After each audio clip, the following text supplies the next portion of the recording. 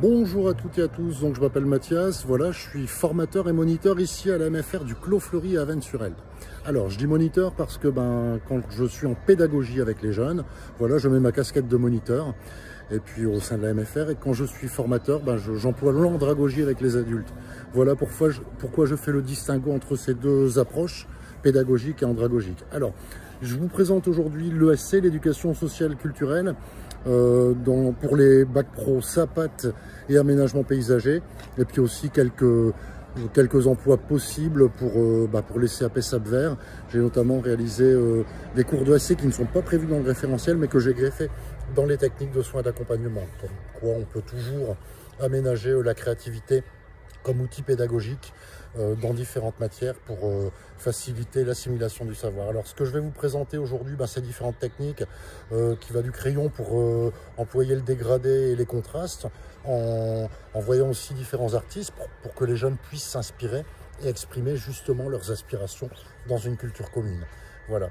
Et puis on verra aussi l'acrylique sur toile dans le cas d'autoportraits ou d'autres thèmes que vous choisirez de conduire auprès de vos jeunes, avec des petites capsules d'artistes, des cours, et puis aussi des évaluations, l'évaluation qui permettra l'assimilation et la restitution du savoir. Voilà. Donc j'espère que cette petite séance va vous enrichir et vous apporter des éléments de réponse pour manipuler vos techniques créatives. Et puis moi, je me tiens à votre disposition pour vous diffuser tout autre document, comme des cours, comme des évaluations, si vous avez besoin, ou des supports comme les capsules d'artistes. Voilà. Bonne séance à toutes et à tous. Alors, l'éducation sociale et culturelle. Donc, pour réaliser ma séquence pédagogique, je me suis tourné vers le référentiel, exprimer ses aspirations dans une culture commune, et puis les différents critères d'évaluation, engagement, production personnelle, qualité de l'expression artistique, mobilisation du champ médiatique, mobilisation des références littéraires. Voilà, donc nous allons le voir aussi par les capsules d'artistes au fur et à mesure de ce petit documentaire.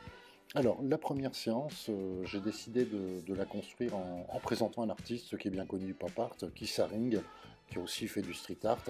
Et donc j'ai réalisé un dossier de plusieurs pages, dossier que j'ai pu aussi numériser et transmettre dans le cahier de texte de l'IUNT, afin que les apprenants puissent avoir à disposition le contenu de la séance.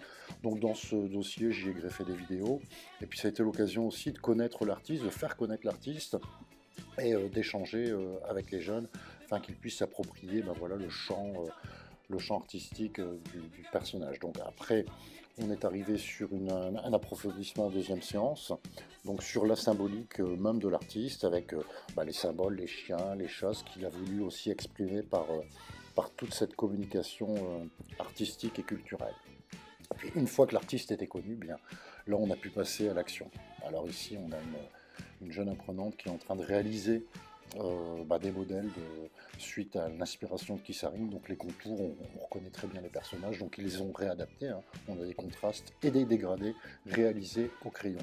Donc ces dégradés, ces techniques de dégradés vont être transférables. Transférables par exemple pour les AP dans des techniques de plan. S'ils veulent coloriser leur plan, ça donnera tout de suite un relief beaucoup plus impressionnant. Alors voilà, l'art dans le métro par Keith Haring qui se retrouve également dans les salles de classe. Alors nous avons ici des apprenants qui ont réalisé un autoportrait cette année. Alors là, il s'agit d'apprenants en CAP SAPVER de seconde année. Voilà, donc là on a pu réaliser, alors je reviens sur les terminales SAPAT et AP, une évaluation aussi. L'évaluation qui porte sur une application pratique, hein, l'immersion du personnage, 40 minutes, où ils reprennent et ils recopient les symboles qu'ils ont précédemment étudiés. Puis après, on arrive sur un format A3 où les portables, les livres sont enlevés. Les lois de mémoire, ils doivent reconstituer les personnages en fonction des indications que je leur donne sur l'évaluation.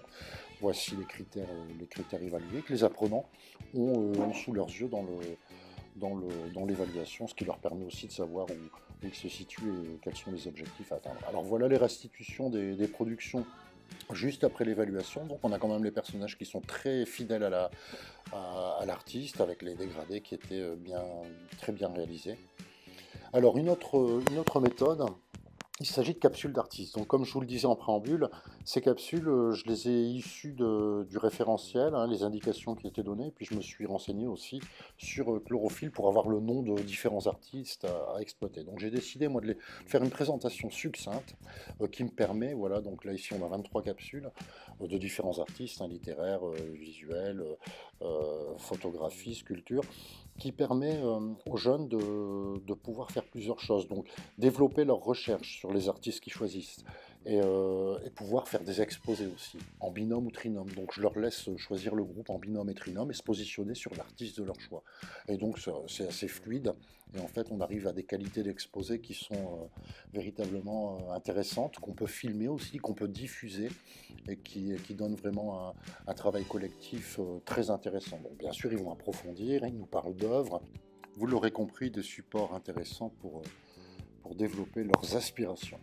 Alors maintenant, nous allons voir une démonstration de dégradé au crayon. Voilà.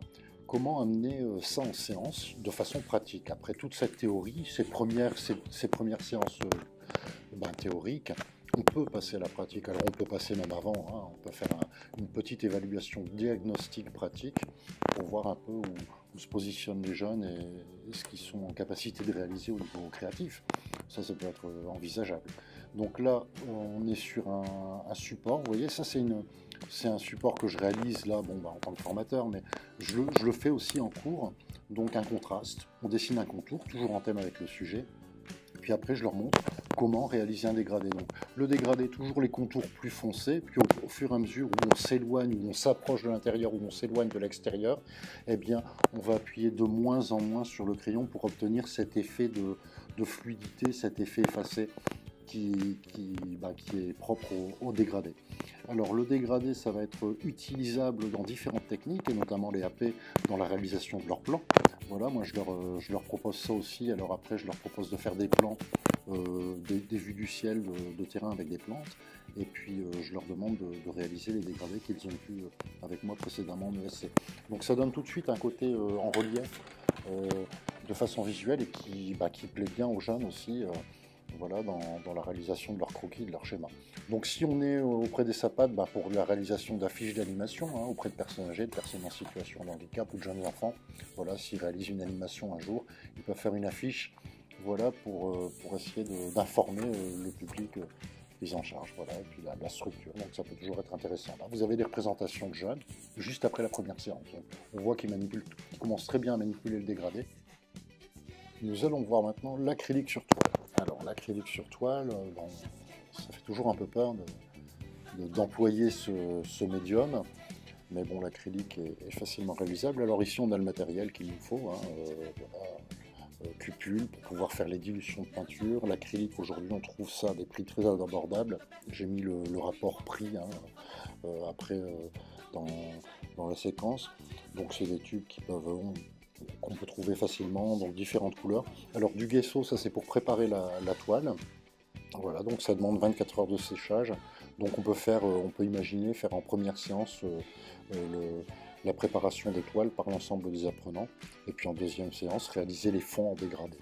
Et puis en troisième séance, effectivement, là on réalisera les sujets en fonction des objectifs que vous avez posés. Soit un autoportrait, soit un thème imposé, soit un travail en binôme ou trinôme. Ça peut être intéressant aussi sur un support commun aussi pour développer le partage et le travail collectif. Donc là, on voit les différents prix. Donc vous voyez qu'aujourd'hui, ça s'est démocratisé et que c'est vraiment abordable.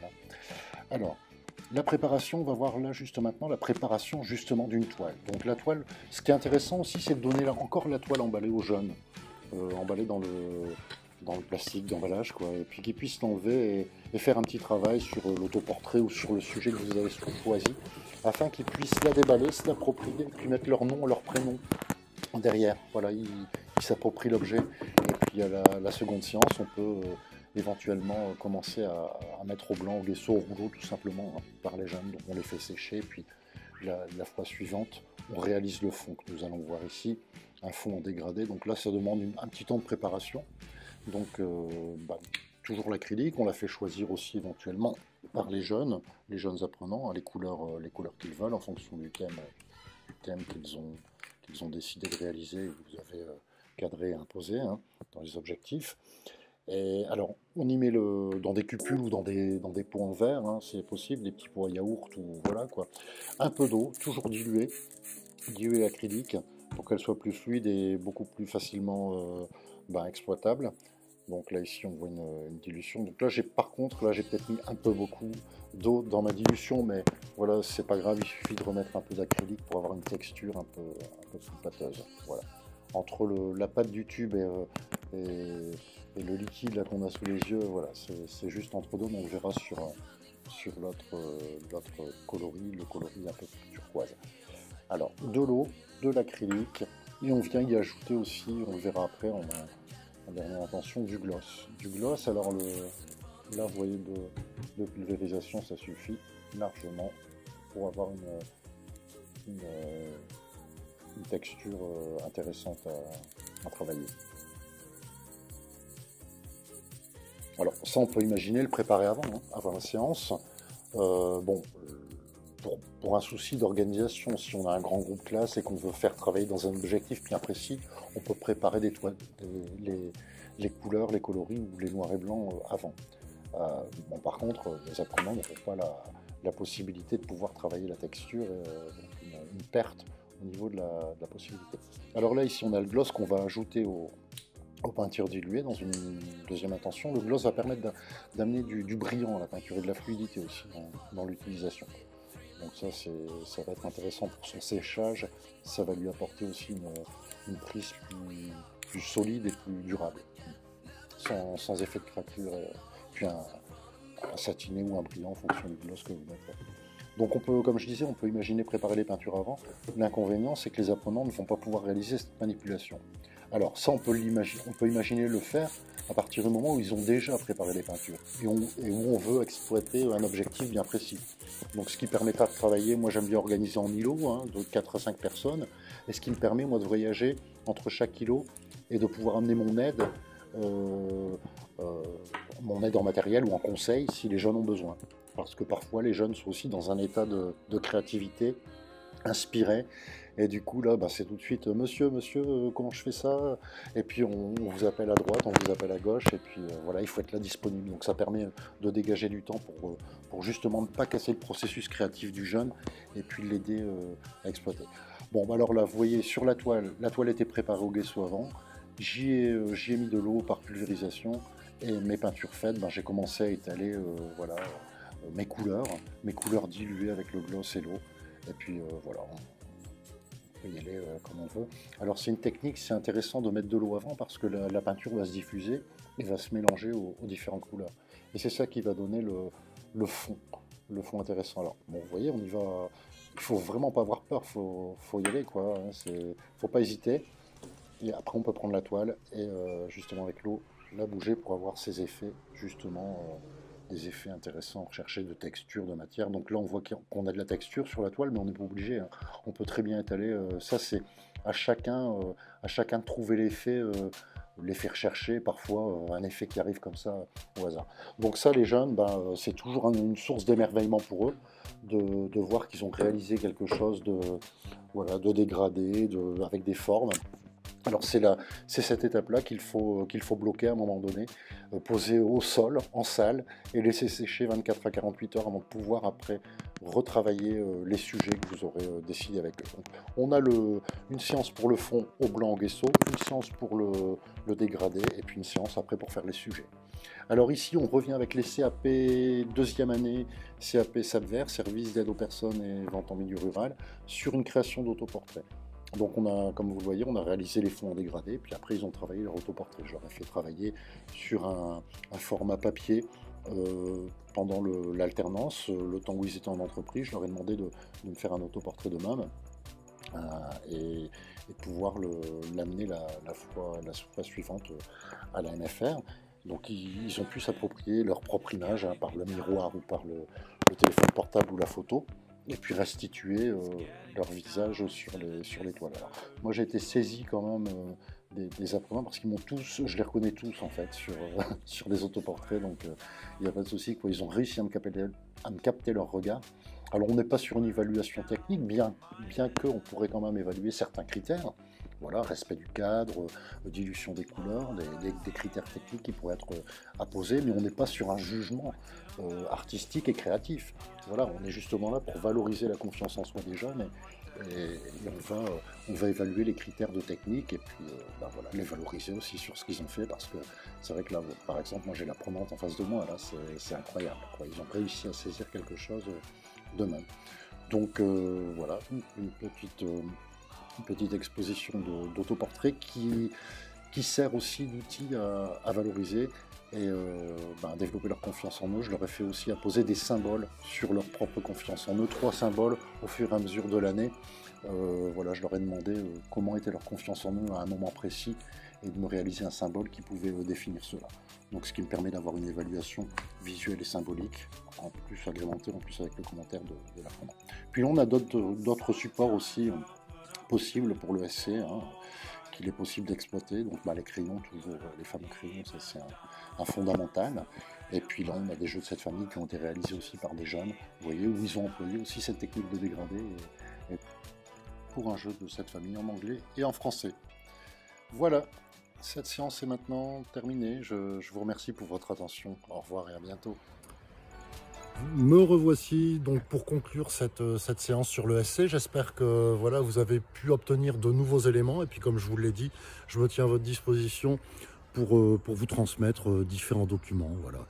Et alors je voulais juste aussi rappeler que les capsules d'artistes ont été élaborées à partir du référentiel, des informations que j'ai pu trouver en recherchant, en construisant ma séquence et mon plan de formation sur le référentiel et notamment sur Chlorophylle. Donc les artistes cités ont été extraits aussi des conseils qui étaient donnés. Donc ce qui m'a permis de pouvoir composer ce petit catalogue d'artistes facilement diffusable. Voilà. Bonne journée à toutes et à tous. Au revoir.